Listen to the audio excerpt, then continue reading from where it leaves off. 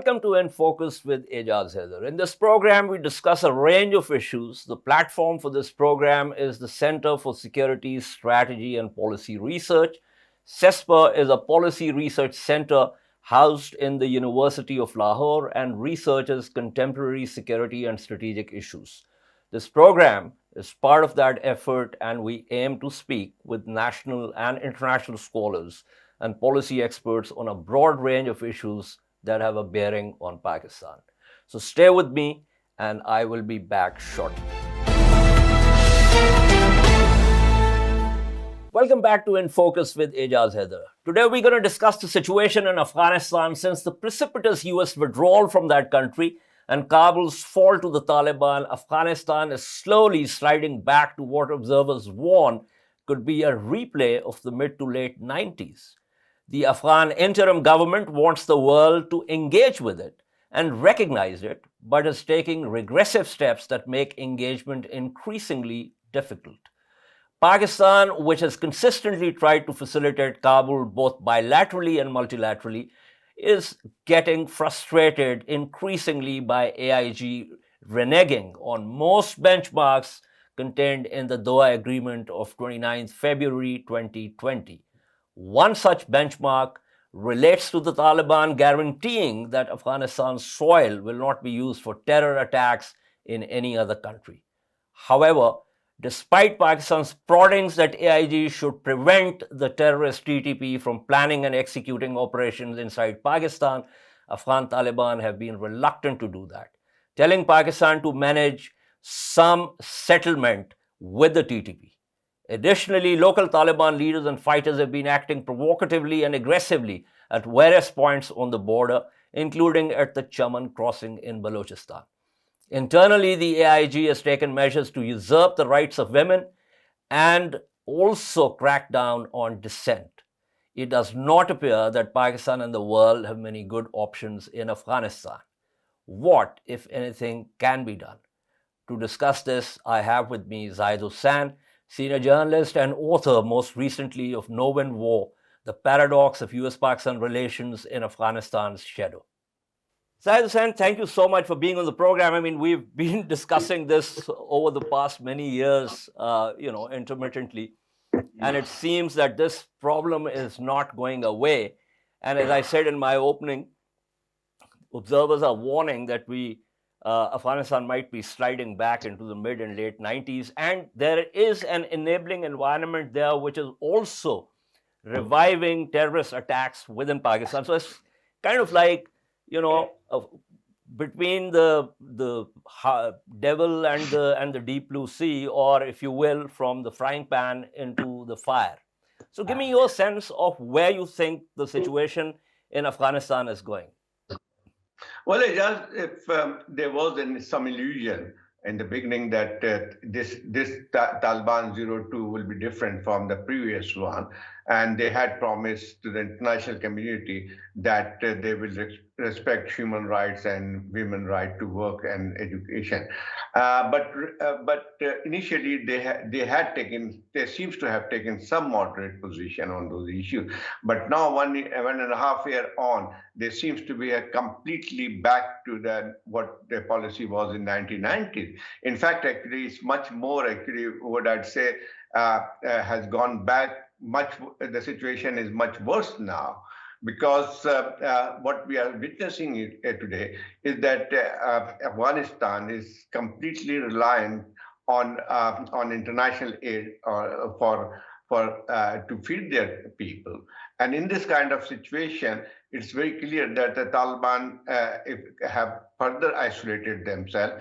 And after the latest decision to ban women working from NGOs, several NGOs have already closed down in Afghanistan. So it's going to be a very, very dicey situation for Afghanistan. It seems that the present Taliban leadership don't care whether they are formally recognized by the international community or not.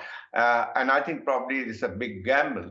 At this point of time, one can say that they control entire Afghanistan, which is different from what we had witnessed in 1990s when almost 15 to 20% of Afghan territory was being controlled by Northern Alliance. So in a way, actually, one can say that there is no organized resistance against the Taliban government, but discontentment is brewing there, and I think it could take up a kind of I'm not saying that revolt against the Taliban, but certainly it will become much more difficult for Taliban to impose their retrogressive edict.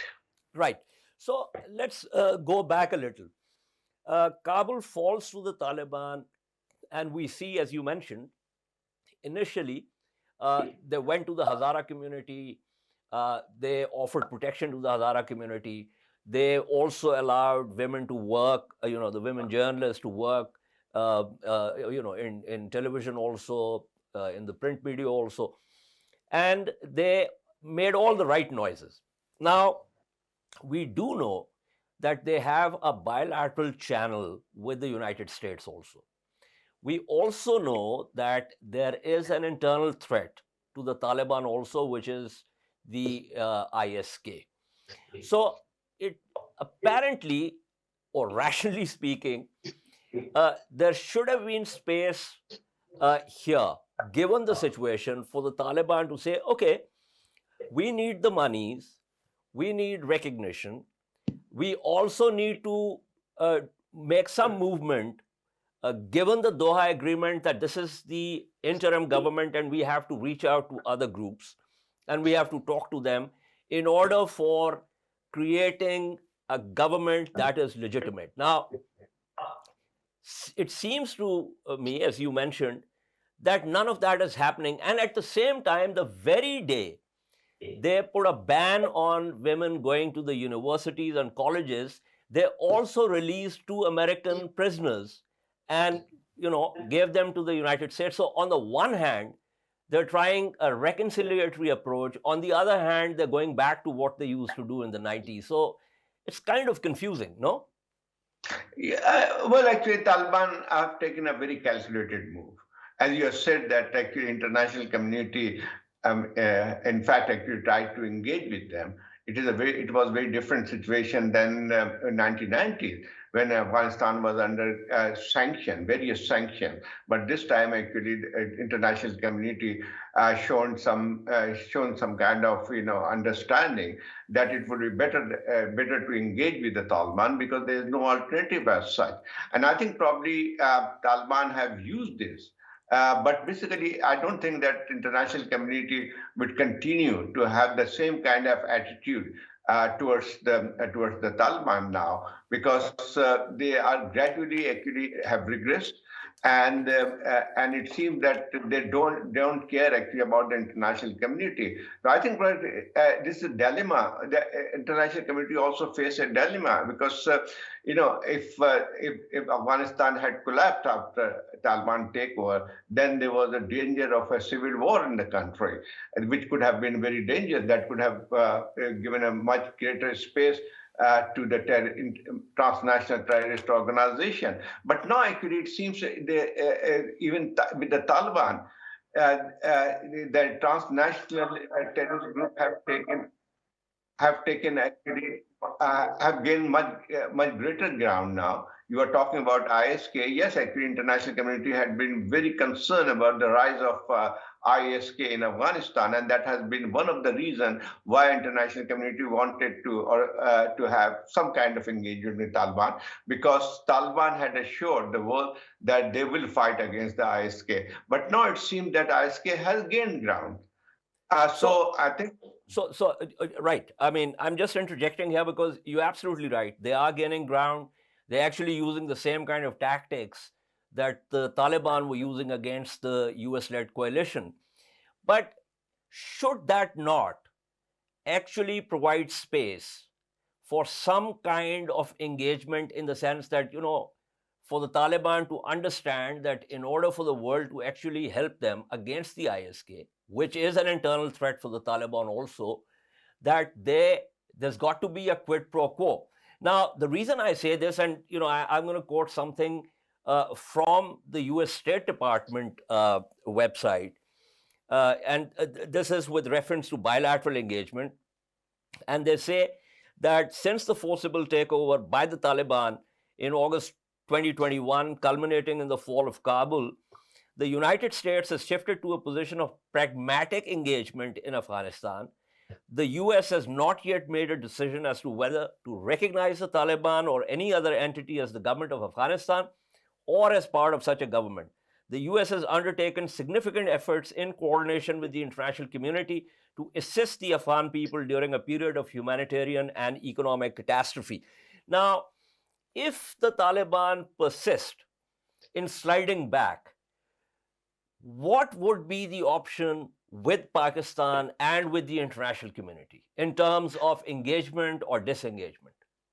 Well, actually, on one side, Taliban had promised to the international community that Afghan soil will not be allowed to be used by any terrorist group. But on the other hand, yes, actually, they have been fighting against ISK because they feel that they really threaten their regime. But on the other side, they have been patronizing some other transnational organization, like, for example, TTP. And TTP, we all know that a strong faction of TTP has always been collaborating with ISK. There's no difference between TTP and ISK. And the same thing is with IMU. This is another organization which Taliban have refused to take any action. And even actually that ETM, which is Chinese dissident who had been taken there, and Taliban have refused to take action. So basically, it's a very duplicitous thing that on one side, they promised to fight ISK, and that was the reason for the international community to have a pragmatic engagement with the Taliban. But on the other side, actually, their patronage has threatened the security of the entire region, not only Pakistan, but the entire region. So what are the options here? I mean, it makes eminent sense for the Taliban to actually get help from outside against these groups.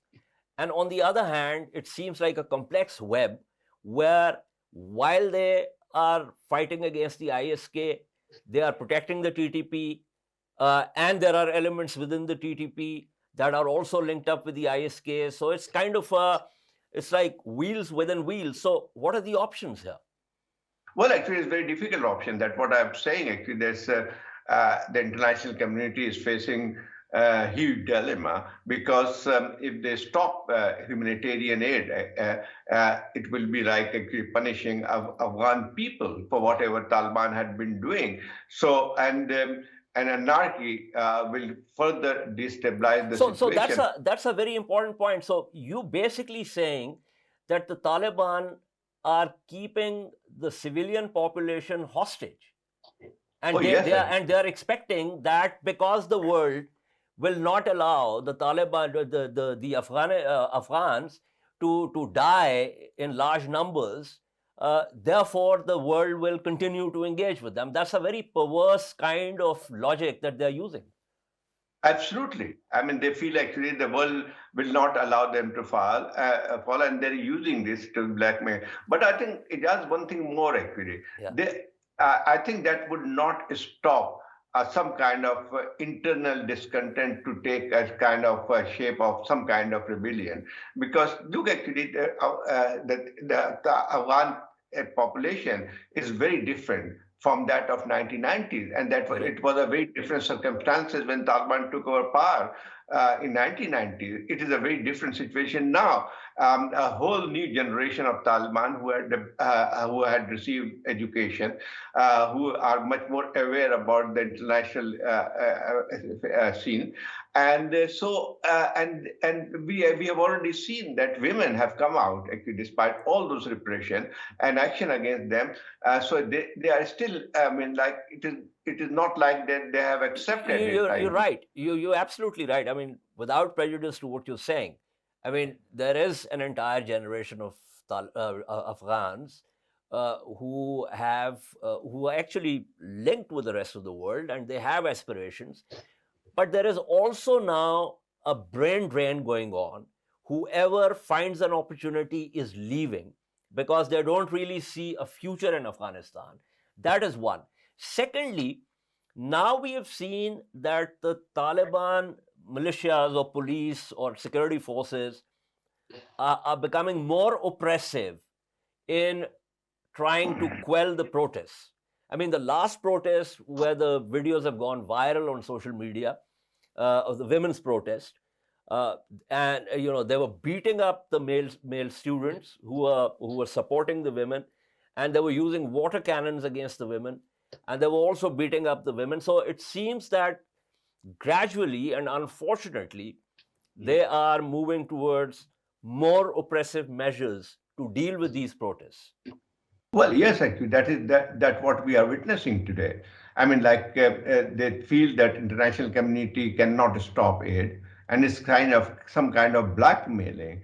And I think, but international community, yes, one could understand why there was a need for pragmatic engagement with Taliban in the initial period. But now, actually, international community should to take tougher action, and it should be known to Taliban that this kind of behavior, a continuing behavior, actually will not be tolerated. So they will have to actually pay the cost of this, and some kind of cost has to be put on them. And I think probably that what will happen then. Two things, like when we are talking about Taliban movement, it looks like a monolithic group, but in fact, actually, there are various factions within. Look, actually, the Taliban leadership, which negotiated the peace deal in Doha, they were actually look much more pragmatic in their approach, and then what we had seen that gradually they have been sidelined. So means actually there are a strong faction within the Taliban movement who would not like actually this kind of retrogressive action, and they understand the consequence of that. So I think probably if the pressure is put on the on Taliban government, and then obviously that this internal struggle will intensify. And I think that's the only way actually one could hope some kind of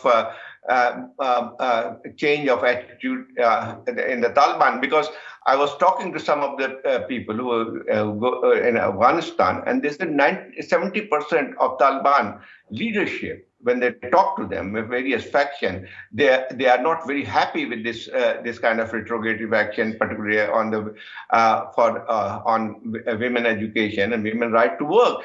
And it's a quite amusing that some of the Taliban leaders, their family is still living in Pakistan or in Doha, and they're sending their children, their girls to school. And I was watching a TV program where a Taliban leader was being interviewed. He said, and one asked actually, why do you send your daughter in Doha to schools and even higher education? He said they are actually observing Islamic Parda. So that's basically a very stupid actually argument. I think probably international community. And not least self-serving. Zahid, you actually preempted my question with talking about the factions in the Taliban. I want to take a short break, but I want to come back and talk about the Haqqani network as one of the factions, the Kandaharis is another faction, and the Helmandis is yet another faction, because what you've said is very important in terms of identifying the hardliners and then taking targeted measures to undermine the hardliners in order for the moderates to be dominant within the system. But after a short break, stay with us. Welcome back to InFocus with Ejaz Haider. We're discussing Afghanistan. Zahid Hussain is still with me, but I'm also joined by Omar Samad, former Afghan ambassador to France, Canada, EU, and NATO, and worked as an advisor to Afghanistan's chief executive, Dr. Abdullah, before his resignation in December 2015. Currently, he is the CEO of Silkroad Consulting. Ambassador Samad, thank you for being on the program. Just stay with me. Before I took the break, Zahid Hussain and I was talking about the factions within the Taliban. I just want to, let him finish that before I come to you. So, Zahid Hussain, the Haqqanis, the Kandaharis, the Helmandis. And as I said before we took the break, that there's got to be some way of targeting the hardliners in a way that the moderates, if you will, can become more dominant. And in order for this interim government to do two things: one, engage with the outside world, and B, essentially honor one of the postulates of the Doha Agreement, i.e., that they will reach out to other stakeholders in Afghanistan in order for that country to have a more comprehensive and legitimate government. Zahid Hussain. Well, very clear that now the Kandaris or the ideologues are now completely have taken control over the decision making. It's Habibullah, the chief of the Taliban, who now is calling the shots completely. He has complete control over the leadership. But it does not mean actually the other factions are not there. Look, actually, there's also, if you see the Taliban have also gained ground in northern Afghanistan, and the people who had joined them may not completely agree on some of the steps taken by the Taliban. Ambassador Samad, thank you for being on the program. So, it's kind of, we were discussing, Zahid Hussain and I, we were discussing that on the one hand, the situation in Afghanistan is deteriorating, whether it's human rights, whether it's, the humanitarian aid. Afghanistan needs the money. The Taliban also constantly keep talking about the world recognizing them, engaging with them. But at the same time, they are constantly and increasingly taking measures that have begun to shrink any space for the world to engage with them either multilaterally or bilaterally. What do you make of this strategy? Well, thank you for having me on your show, first of all. I'm not exactly sure if it's a strategy. And if it is a strategy, it is a counterproductive strategy, in my opinion, because if some Taliban think that by this type of perverse action and tit for tat and tag of war, that they can persuade others to recognize them and to acknowledge them officially in a de jure manner, then I think it is going to be a very long and arduous and difficult road. The best thing would have been, and still is, an opportunity for the Taliban, especially those Taliban who are so-called hardliners, because what we hear is that there is a difference of opinion within the Taliban itself. So we are talking about a clique within the party that is taking the whole country into a different direction that even maybe the majority of the Taliban themselves would not like to see happen. And if that is the case, then it is first and foremost the duty of the Taliban themselves to address this issue. We hear of discussions taking place in Kabul and Kandahar. I hope that those discussions lead to some solutions that work for everyone. We obviously see the region that is unhappy as well as somewhat unsettled. And we see the world that is in shock by these recent decrees and decisions that have been taken, especially in regards to women and girls. So the Afghan people are the silent majority. They are hungry, they are impoverished, they inherited from a very corrupt system under Ghani, and they were looking forward to some peace. There is relative peace and stability in Afghanistan, which is very important for the region and for Afghanistan itself. And that should not be undermined through hard action, in my opinion. But this peace has not translated itself into, this stability has not translated itself into a durable peace and a normal situation and an inclusive governance that Afghans seek and need. Right. So it seems, and I agree with you, more than some kind of strategy, this seems like some kind of ideology, a perverse ideology that seems to trump any sense of strategy.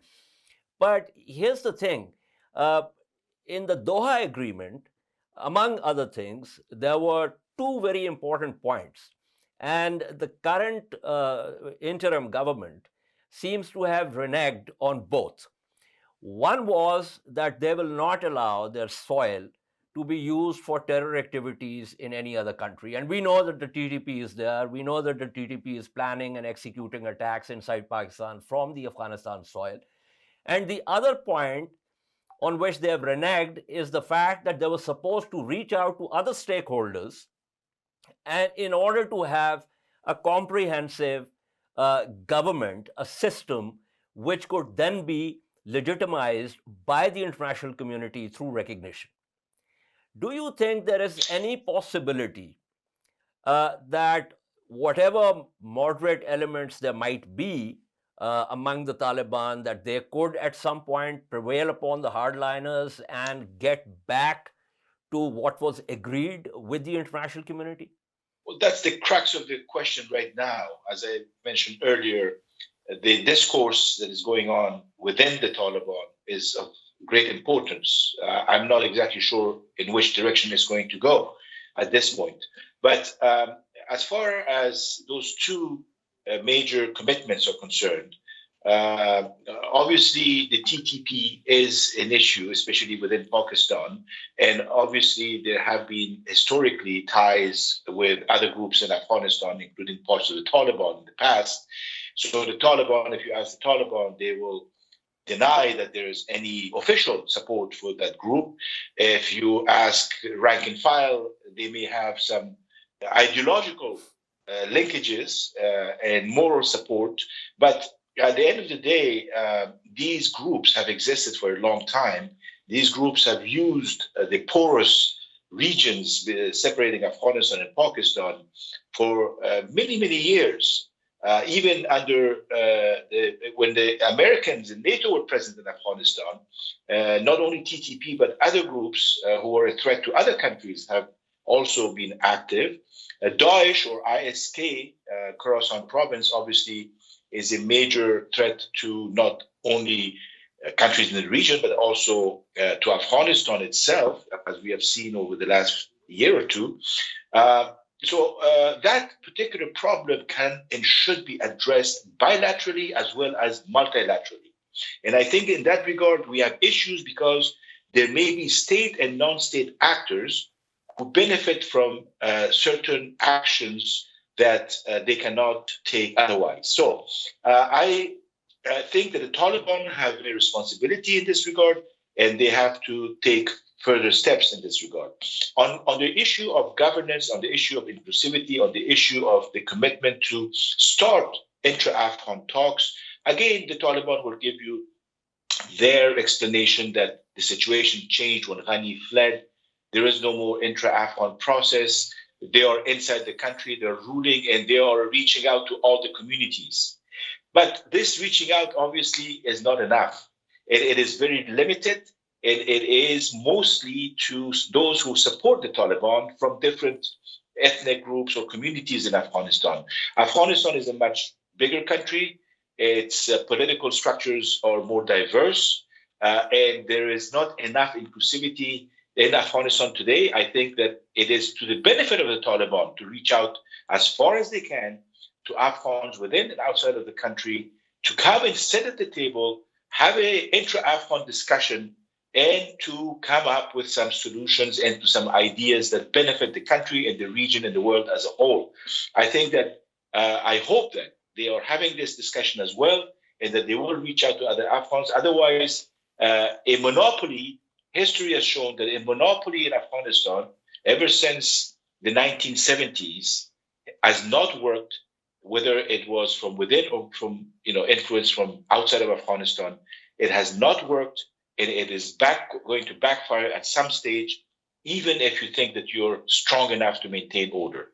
Absolutely. I mean, I'm so happy that you referred to the history of Afghanistan. And, it's deeply ironic that while the Doha process was going on, some of the Taliban leaders who were talking to the international media and international interlocutors were actually saying that centralization of power has never really worked in Afghanistan. And, one thought that this is a lesson of history that they have imbibed, and they're actually gonna, if and when they come to power, that they're gonna reach out to other stakeholders. And they did make the right noises initially.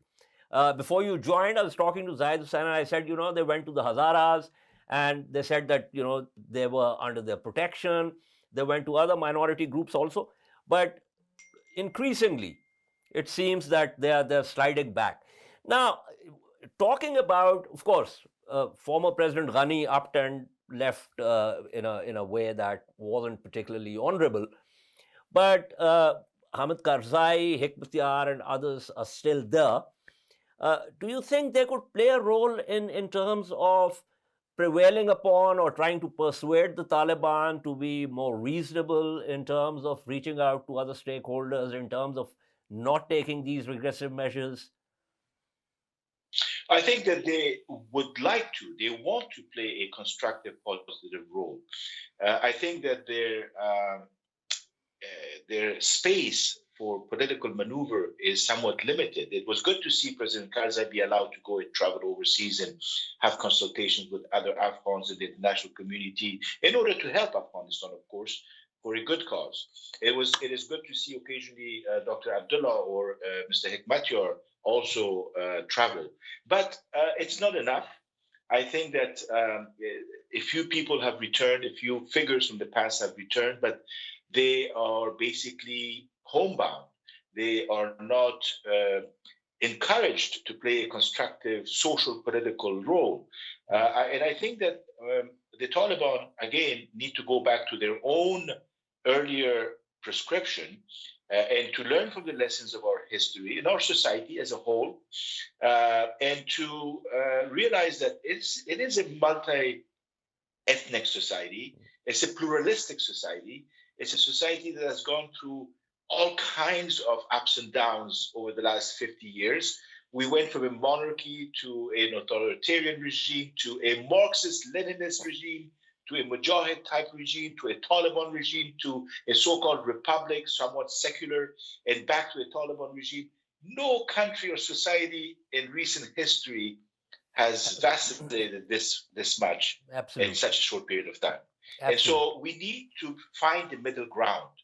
And in order for us to find the Afghan middle ground, the Taliban need to play a mature role, a senior role, in the sense that they need to convene all the different parts of Afghanistan in order for us to carve a path forward that reflects the will of the people, and as well as incorporates all the elements that are part of Afghan society, including the Taliban themselves.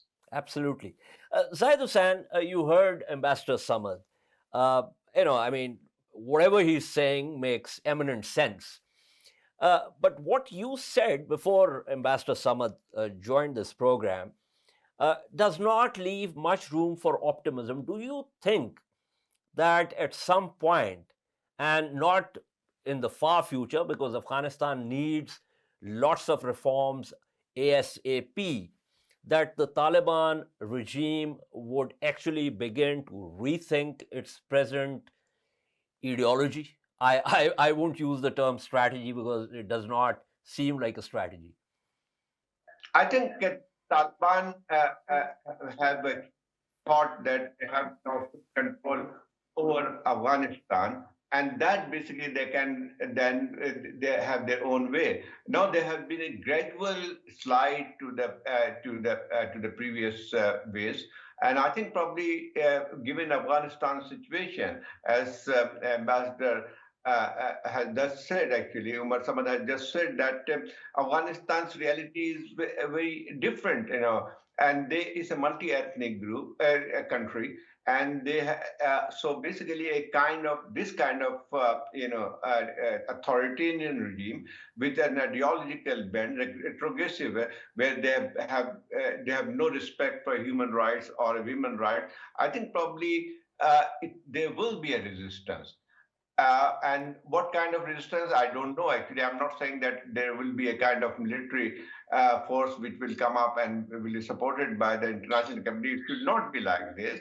But certainly, as we have already said, that the Taliban are divided in various factions, and some kind of ideological struggle is already going on within the Taliban. So I think probably what international community should do it, that to make to at least actually to make sure that it will be not be unconditional support.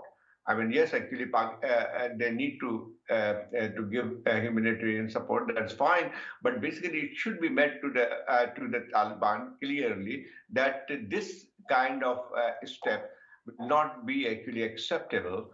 And if they really want to be a part of the international community, they have to. They Yeah, have to but you know, I mean, what they have you're absolutely right. I mean, you and Ambassador Samad are saying all the right things. But what we are witnessing on the ground, and I have to close this program also, what we're witnessing on the ground is the exact opposite of that. So let me, before I close the program, go back to Ambassador Samad. So Ambassador Samad, the US also, the UN also, Pakistan was also facilitating this humanitarian assistance through NGOs, through the UN agencies. Now with this new decree that women cannot work in those NGOs, 3 or 4 NGOs have already packed up. So the avenues or the conduits, if you will, in and through which humanitarian assistance was going are also shutting down. So this does not bode well for humanitarian assistance also. No, it's the worst case scenario. If I were to think cynically, I would say that there are some Taliban who don't really care about any of this. They actually prefer to be isolated so they could do whatever they want without anyone watching or pointing fingers. Maybe there are some who think that isolation is to their benefit.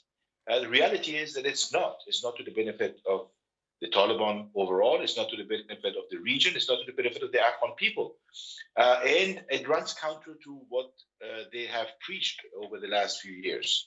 So I think that there is a dilemma within the Taliban that needs to be addressed.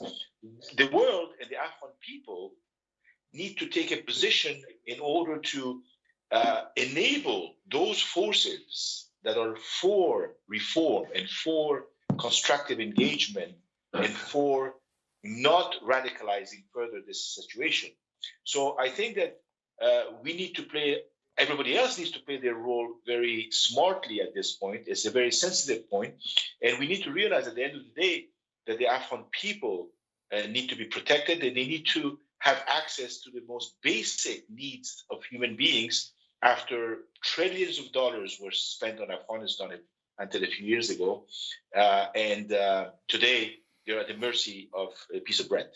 I mean, I couldn't agree more with you, Ambassador Samad, but here's the thing. Those of the Taliban who think that they like isolation, well, they're living in a fool's paradise, because if that isolation means that there will be a number of terrorist groups operating from Afghanistan soil, then that's going to bring the world back in, not perhaps in the way that it did after 9/11, but certainly in terms of over-the-horizon capabilities and counterterrorism measures.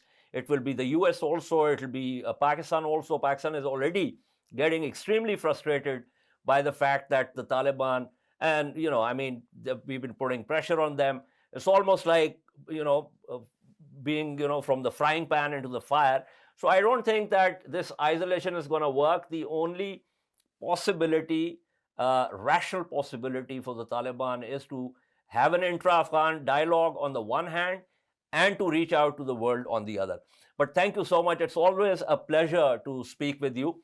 As I said earlier, it's unfortunate that even after 2 years, we're still talking about things that we spoke about 2 years ago. I wish we were talking about how well Afghanistan was doing now, but that does not seem to be on the cards at the moment. Thank you also to Zayed Hussain. This is all for this episode of InFocus with Ejaz Haider. Hope you enjoyed the discussion. Do like and subscribe to the CESPA channel. It helps us to bring quality discussions to you. Take care and goodbye.